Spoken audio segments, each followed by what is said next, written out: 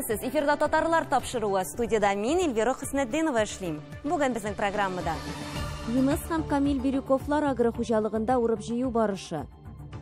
Күз каршыңда будайлар үсә, аннан җыясың, саныйсың урожайности күпме.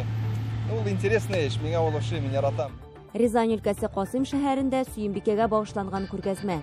Әлеге күргәзмәдә Сөембикәне төрле образда күрсәткәннәр һәм ул шуның белән кыйммәтле дә. Мамадыш районы Түбәнсүн авылында иҗади Баязитовлар гаиләсе. Сәхнә бит ул серле, аның тузанына хәтта үзенә тарта бит ул. Агулату бар, шулай бит. Томский өлкәсе Абытай авылында Зилбухаровлар да кунакта. Безнең авылда әлхәмдүлилләһ шөкер мөселман диненә бик ышанып, бик тәртиптә Аллаһка мең шөкер дибез инде без.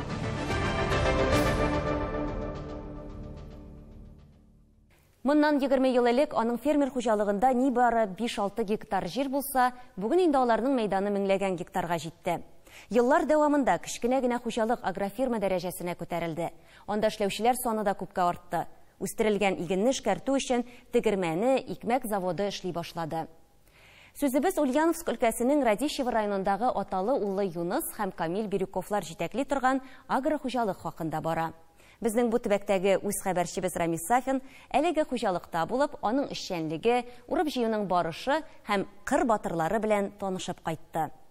Бу әлдә бер җидел тамырдарында буларында алтын кылларга. Ульяновск өлкәсенең ат казанган авыл хуҗалык хезмәткәре Юнус Бирюков район картасында үз хуҗалыгына кергән басу кырларны барлый. Бүген инде райондагы басу кырларының яртысыннан артыгы аның карамагында. Бәрелгән җирләрен алдык. Башта 400 гектар иде, аннан 2000 гектар иде, аннан 5000 гектар иде. Агроинвестны алдык 7-нче елда, анда 6000 гектар иде. Аннан совхоз степнойны алдык, анда 5000 гектар. Моннан 3 ел элек Бирюковлар тагын бер зур эшкә алынганнар. Алар узган гасырның 90-нчы елларыннан бирле сөрелмәгән, сука кермәгән басуларны тегәләргә инде хәзер урманга әйләнгән кырларын эшкәртә башлаганнар. 20 еллык агачларның тамырларын казып алу өчен үзләре үк техникасын да ясаганнар. Килешегез, әйтеп бетергесез авыр хезмәт. Мондый авыр туфраклы җирләрне урманга әйләндерү зур гынах булыр иде ди тәҗрибәле белгеч. Бер 30 ел тамыры забросили шул кырларны. Вот шуларны начали это обрабатывать уже. Әле яңагына 70 яшьлеген билгеләп узган Юнус абый бүген хезмәт делбегәсен улы Камил белән тарта. Үзең чәчәсен, күз каршыңда үсә, Аллаһ Тәгалә яңгырын яудыра, күз каршыңда будайлар үсә, аннан җыясың, саныйсың урожайности күпме. Ул интересный эш, миңа ул эшне мин яратам. Мин балаларын да шунда өйрәтәм. Белеме буенча юрист булган 5 бала атасы Камил балачактан ук авыл хуҗалыгы белән таныш булганлыктан бу тармакка кирип китү бик ансат булды ди. 2010 елдан соң мин күчтем инде полностью сельское хозяйство гати янында. Бергә эшләп, опыт инде ул приходит на практике, да, на практике. Шунда өйрәнеп калдым, семинарларга йөреп, агрономлар белән обща ителеп. Үзебез фермерлар безнеке чат бар общаемся, без обмениваемся интересными мнениялар белән, достижениями, семенами. Кайчандыр 30 ел буе агачлар үскән басуда бүген инде иген шаулап үсә. Ял иткән җирләрдә уңыш та әйбәт чыга ди Камил. Агрофирма карамагындагы кырлар быел 55-60 центнер уңыш бирә. Камил сыман хуҗалыкта эшләүчеләр дә яшьләр. Шуларның берсе Рамил Бирюков. Быел ул улы Ильяс белән комбайнда 3-нче сезон. Яңа комбайннар очень комфортабельный, кондиционерлар, тузан içinde юк, бик яхшы йөри, эшен эшли, зарплатыбыз Аллага шөкер яхшы. Сезонда 100 чыга, в зависимости от урожайности. Көчле техника уңышны тиз арада җыеп алырга мөмкинлек бирә. Техниканы хуҗалык ел сайын яңартып тора. Уйлап кына карагыз, бер комбайн 17 миллион сум тора. Бүгенге көнгә бер 8 единицаның техника һәр ел яңартабыз. Техниканы да, агрегатларны да. Аларны яңартмасаң эштә бармый. Үз вакыты бар, чәчүнеке дә, сөрүнеке дә, баранование, культивация кирәк виз вакытында эшләргә. Яхшы урожай алган киләсә, синеке должен все операции вакытында эшләнергә. Агрофирма башлыча кырларны пайчылардан арендага алып эшли. Байтагын сатып алганнар, пайчыларны да өлешсез калдырмыйлар. Бирәбез үзләренә 5 килограмм май, 1 тюк печән, 300 килограмм будай и салам. Салон сколько берут? Сколько берут? Налог үзебез төлибез. Бөтен җиргә үзебез төлибез. Район көньякта урнашканлыктан агрофирма 5500 гектарда көнбагыш, аларча әйтсәк айбагыр үстерә. Аны терлеккә ашатыр өчен түгел, май сыгып чыгарыр өчен игәләр. Салкын усул белән май чыгару цехын ачканнар. Раньше без подсон сата идек, әле үзебез решили перерабатывать, добавочная стоимость безгә как бы плюсом бар. Ну и спрос населения, спрос большой. И решили инде вот УЗБС поставить линию. Линия наша, кстати. Новосибирск, да, Новосибирск производит. Она производительности 10 тонна суткасына. Bu инде була 4,5 тонна ярым май. И калганы жымык була. Хуҗалык терлек азыгында кышка җитәрлек итеп, август башында ук әзерләп куйган. Безнеке хозяйство 100% заготовили корма. Уже. Печень 1000 тонна хәзерләп куйдык. Шул синаж безнеке по плану булган иде 2000 тонн, но шөкер Худайга урожай синажа бик яхшы иде.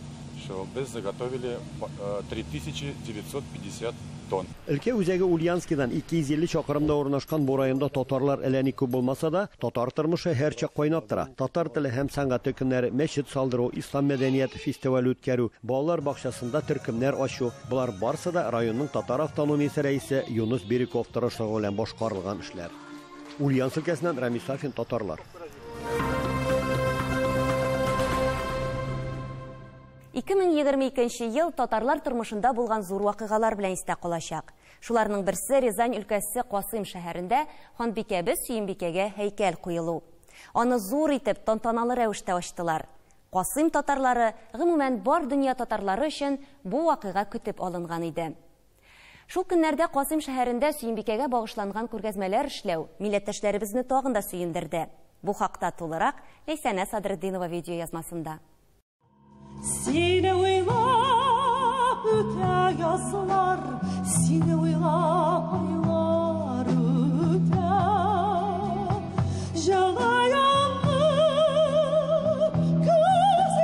Татар тарихында тагын бер зур вакыйга. Рязань өлкәсе Касыйм шәһәрендә ханбикәбез Сөембикәгә беренче һәйкәл ачылды.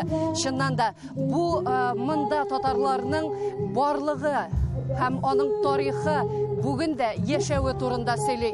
Бу көнне Касыйм шәһәрендә әлеге вакыйга уңаеннан байтак кына күркәм чаралар узды. Шуларның берсе Сөембикә образын чагылдырган күргәзмә. Гасырлар аша безне Сөембикә дәшә. Нәкъ менә шулай дип аталган күргәзмәнең үзәгендә дисәк, менә нәкъ Бакый урманчы иҗат иткән Сөембикәбез тора. Аны бөтен кеше дә таный. Гомумән, әлеге күргәзмәдә төрле образлар, Сөембикәне төрле образда күрсәткәннәр. Һәм ул шуның белән кыйммәтле дә. Бу эшләрне Алабуга шәһәреннән, Алабуга музей тыюлыгыннан алып килдек. Алар монда 35 рәссамнарның эшләре. Алар безнең шәһәрдә үтүче арт-симпозиумнарда катнашалар. Эшләр төрле төбәкләрендә экспонироваться ителде. Бу күргәзмәнең максаты ул безнең Алабугада узучы арт-симпозиумнарга килгән рәссамнарның Сөембикә образы белән ихландырылуын һәм аларның ул образны үзләренең эшләрендә чагылдыруы турында. Һәм алар уның күбесе татар түгел рәссамнарның. Һәм алар ничек күрәләр ул образны шулай ясыйлар. Кайсы эшләрдә Сөембикә аларга яратучы әни иттереп күз алдына китерелә. Кайсыдыр эшләрдә ул яклаучы. Кайсыр илләрдә Сөембикә ул гомумән алганда ил иттереп күз алдына килә. Һәм ул эшләр белән шулай картиналарда чагыла. Әйе, әлеге картиналар безне үткәнебезгә кайтара. Касыйм урамнары әле бу тарихны саклый. Менә Касыйм шәһәре шундый таулы урында урнашкан. Аның исемнәре дә бардыр.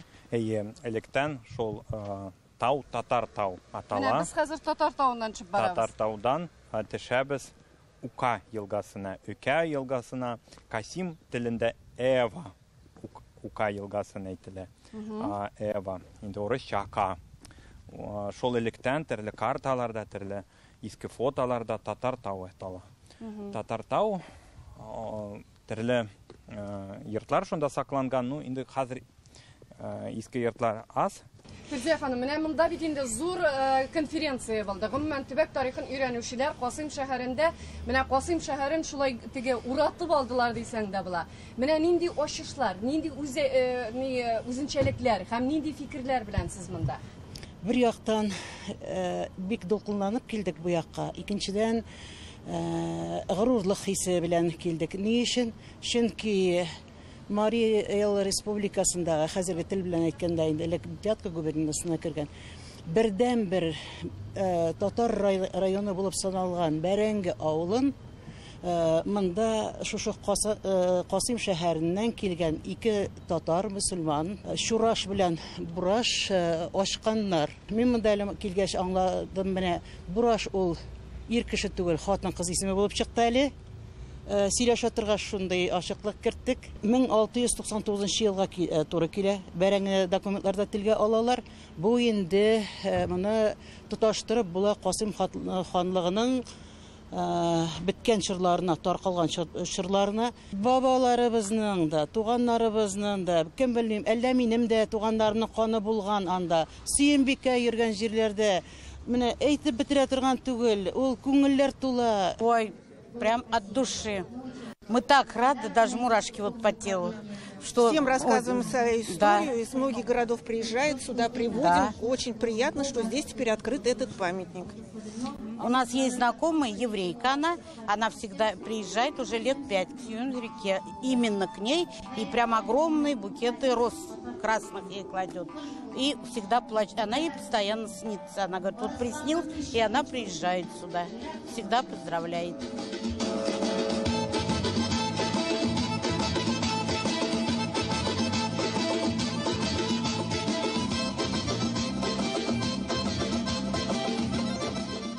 Сөембикә бездә нугайларды, татарларды, Кырым татарларды берләштерә. Сөембикә үзе нугайлардан, Нугай урдадан кияүгә чыккан Казанга, Казан ханына, Сафагерейгә. Сафагерей хан үзе Кырым династиясыннан, Кырым татарлардан 3 халыкны бүгенге татарны, Кырым татарны, Нугайды Сөембикә ханым берләштерә.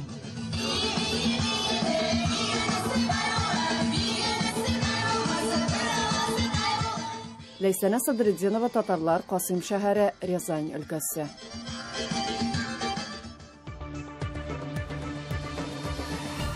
Сез татарлар тапшыруын карыйсыз. Программабызның 2нче өлешендә. Мамадыш районы Түбәнсүн авылында иҗади Баязитовлар гаиләсе. Сәхнә бит ул серле, аның тузанына хәтта үзенә тарта бит ул. Агулату бар, шулай бит. Томский өлкәсе Абытай авылында Зилбухаровлар да кунакта. Безнең авылда әлхәмдүлилләһ шөкер мөселман диненә бик ышанып, бик тәртиптә, Аллаһка мең шөкер дибез инде. Алар шын мәгънәсендә иҗатка һәм театрга гашыйк кешеләр дияргә була. Мамадыш районы Түбәнсүн авылында яшәп, Мамадышта халык театрын җитәкләп, шунда эшләүче Марат Баязитов һәм Зөлфирә Дәүләтшина турында сүзебез. 1990 еллар башында икесе дә Казан дәүләт мәдәният һәм сәнгать академиясенең театр факультетында бер үк мөгаллимдә Марсель Мөбәрәков җыйган курста белем ала. Берсе көндезгедә укыса, икенчесе читтән торып укый. Танышуга менә дигән форсат. Ләкин язмыш аларны соңрак. Икесе дә Түбән Кама татар дәүләт драма һәм комедия театрына эшләргә килгәч очраштыра һәм кавыштыра. Ярдәм итә алырсыңмы, Фәрхат Фатихович? Гомерем буена бурычлы булыр идем. Бурычларың булай да бик күп бит, Мөслимә. Кулың булырга да риза. Мин бит монда синең кул ясарга да, бурычлы итәргә дә кайтмадым. Кыл түгел, хатынлыкка алырга кайттым дип әйтеп бетерәсе килә бу җирдә. Чөнки менә шушы спектакльдән сокланып китә дә инде мәхәббәт уты. Әлеге вакыйгаларга кадәр һәрберсе кызыклы тормыш юлы үткән. Марат абый Мөслим районы Баланлы авылында үсә, ә менә туа ул Үзбәкстанның Китап шәһәрендә. Әткә безнең тарих һәм география укытучысы булып белем алган инде. Сугыш башлангач сугыш калганнар менә. Бу Ак диңгездә хезмәт итә. Пленга эләгеп бала, 1 ярты сәгатьтән соң котыла ул пленнан. Моның ул чагында партбилетын алалар, әткәйнең. Ни өчен дигәндә, теге ничек инде коммунист башың белән син пленга эләгәсең, шулай. Һәм шулай торып моны ерак Үзбекстанга сөрәләр, дөресен әйткәндә. Әтисе Галәлетдин Урта Азиядә үзбәк һәм таҗик балаларына мәктәптә гыйлем өйрәтә. Ә Китап шәһәренә киткәнче үз авылыннан Нурлы Хидая исемле кызны да хатынлыкка алып китә. Нурлы Хидая да авылга Сталинград якларыннан фашистларның эшче лагереннән качып кайта. Кире туган якларына Баязитовлар гаиләсе 1956 елны гына кайта. 8нче классны тәмамлап, Марат абый Казан театр училищесына укырга керә. Аннары Әлмәт, Тинчурин театрларында эшләп ала һәм еллар үткәч, язмыш аны Зөлфирә апаның туган авылына алып килә. Шунда тудым, шунда үстем, белем алдым. Әтиәнем инде гади тирлекчеләр иде, колхозчылар инде ул вакытта. Зөлфирә апа гади тирлекчеләр гаиләсеннән генә түгел.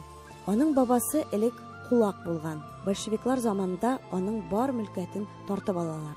Түбәнсүн авылында торучы менә бу йортта аларның нәсел йортлары. Без 4 кыз үстек, иң өлкән бала буларак инде. Ират эше инде миңа күбрәк эләкте, чөнки безнең әтиебез миңа 12 яшь вакытта вафат булды. Мәктәпне тәмамлаганнан соң театрга гашыйк булган Зөлфирә Казан һәм мәдәният сәнгать институтына укырга керә. Казанның яшьләр театрында эшләп алгач, Түбән Кама театрына китә. Ләкин Түбән Сөнгә кайтырга туры килә, чөнки Зөлфирә апаның әнисе ялгыз кала. Марат абый да каршы килми. Үкенәсең инде аны, үкендерә, уйный алган булыр идем дисәң. Сәхнә бит ул серле, аның тузанына хәтта үзенә тарта бит ул. Агулану бар шулай бит инде. Ул рольләр инде менә уйныйсы килгән рольләр калды. Үкенеч һәм сәнгатькә булган мәхәббәт аларны Мамадыш якларында халык театрлары ачып җибәрергә һәм җитәкләргә этәрә. Беребез Мамадышта, икенчебез Зөлфирә авылда. Авылда мин Балалар белән, аннан уллар белән эшли башлады инде. Монда халык театрын оештырдык.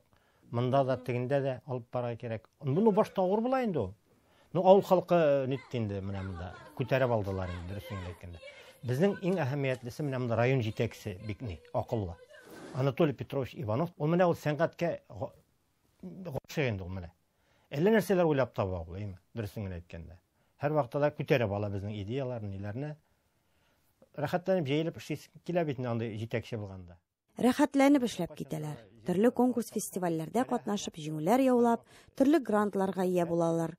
Гөрләп китә иҗади тормыш. 4 баласы да аларга кушыла. Куян очрый! Булай тирләп пешеп кая барасың, балай? Шушы авылда бер кичкенә кеше дию ашап ята икән, көчкә чыгып качтым. Бик куркак кеше ул, әйдә үзем тотып бирәм. Безнең гаиләнең иң иҗади шешәк аткан вакыты менә шул пандемия вакытына туры килде. Без анда әле ул апрель ахыры битеме бакчалар сукаланмаган. Без инде анда чыгып Муса Җәлилнең вәхшәтендә бакчада чукыр, бакча уртасында чукыр казып, шунда вәхшәтне дә төшердек. Улым, нәрсә булды инде бу? Сау буланкә.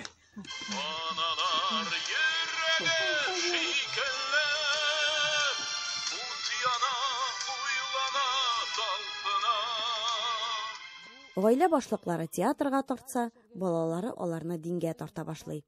Олы кызларына башланып китә бу Аллаһ юлына басу. Иҗатка дини төсмерләр керә башлый. Без спектакльләр куябыз икән, безнең куйган спектакльләрдә ишү, бузыклык, менә андый әйберләр юк безнең. Без андый күренешләрне төшереп калдырабыз. Я автордан рөхсәт сорап, үзгәртәсең ул урынын. Без дөресен әйткәндә хәләл образлар тудырабыз. Алга таба планнары да зурдан. Мамадышта профессиональ театр ачырга телиләр. Баязитовлар гаиләсенең гырыф-гадәтләре дә бик күп. Шуларның берсе җәй айларында машинага төялешеп, бөтен гаилә белән сәяхәткә чыгып китү. Әзрәк кенә җиңелчәрәк кешеләр инде без. Шырабызда китәбез, шырабызда китәбез. Җиңелчәрәк ул бу начар мәгънәсендә түгел. Без бит дөнья күргән вакытта менә балаларыбызга тарихны күрсәтәбез. Үзебезнең шушы бай мәдәниятле, бай тарихлы илебезнең нинди зур икәнлеген күрсәтәбез. Мондый уртак сәфәрләр җиңелдән булмаса да, гаиләне саклап, берләштереп торучы нәрсә. 23 ел бергә торган Баязитовларның яшь гаиләләргә киңәше бер. Дәшми калуда. Дәшми калуда. Ир дәшмәсә, хатын сөйләгәндә гаилә була инде. Менә шулай шаяртып яшәгәндә генә авырлыкларны җиңеп, алга таба карап яшәргә була, дип әйтә Баязитовлар. Моның белән килешми дә булмый. Зөһрә Фатыйхова, татарлар, Түбәнсүн авылы, Мамадыш районы. Соңгы елларда социологлар исәпләп чыгарганча, балалар туган көннәренә бүләк итеп, ешрак дуслары белән кафега барырга дигән теләк белдерә. Себердә мөселман традицияләрендә тәрбияләнгән балалар үзләренең шәхси бәйрәмнәренә бүләкләрен сайлау белән өлкән буынны да таң калдыра икән. Томский өлкәсендә урнашкан борынгы татар авылында Абытайда яшәүче Зөлбухаровлар гаиләсенә юл тотыйк. Күп балалы Зөлбухаровлар гаиләсендә бәйрәм. Олы кызлары Руфинаның 14 яшьлеген билгеләп үтәләр. Ул туган көненә бүләк итеп Коръән ашыл үткәрүен сораган. Сегодня я пригласила бабушек и дедушек, чтобы они пришли, почитали Коран. Родственников всех нам, получается, близких. Скажи, пожалуйста, какие подарки тебе подарили? Это намазлык, я об этом очень мечтала. Подарили вот такую вот книжку с молитвами. Ну, тянется к своей культуре, наверное, думаю, мусульманство, все-таки мусульманка она. Имя ей давали не христианскую веру, как у меня, и вот она тянется туда. Бик дингә нитә биреләү бала. Нисендә, әле 5 яшында да сораган, 5 яшында да үткәргән идек мәҗлис шулай ук да. Инде 18 яшымда тагы үткәрә бар дип сөйләп куйды әле. Алла Тәгаләм үзең киң рәхмәтен салып, укыткан Кораннарыбыз кабул итсен Алла Тәгаләм үзе. Балаларга сәламәтлек биреп, үзеңнәргә сәламәтлек биреп, сөенеп, куанып яшәгән насыйп кылсын. Стәлеңнәр тулып торсын, яныңнар тыныч булсын, йөзеңнәр якты булсын. Алла Тәгаләм үзең киң рәхмәтен салып, үзең кабул ит. Руфинаға үрнәк аларлык өлкәннәр байтак. Сәйхетдин бабасы намазга баскан. Соңгы елларда уразасын да калдырмый ул. Әлфирә әбисе татар милли ризыкларын әзерләүнең барлык нечкәлекләрен белә. Әниләре рус милләтеннән булса да, балаларын татар мәдәниятенә җәлеп итүгә күп көч, вакыт бирә. Дипломы собирали за то, что хорошую учебу успешную, и за то, что она участвует в конкурсах различных. И да, по рисованию она везде сама ищет конкурсы в интернете и участвует. Даже я о них не знаю, но она участвует в них. Она только увижу диплом потом. Туган көнне бәйрәм итеп, Коръән сайлаган. Бу сезне ничектер гаҗәпләндермиме? Юк, юк. Үзенә, значит, исәнлек, саулык тели. Үзенә исәнлек. Әбисе, инәсе бик ниткән риза булганнар, значит. Бала бик гомерле булсын, исән булсын, бәхетле булсын. В сентябре у меня у сына младшего 5 лет будет. Она сказала, ему тоже краныши сделайте. Она проверяет мои уроки. Она для меня является примером.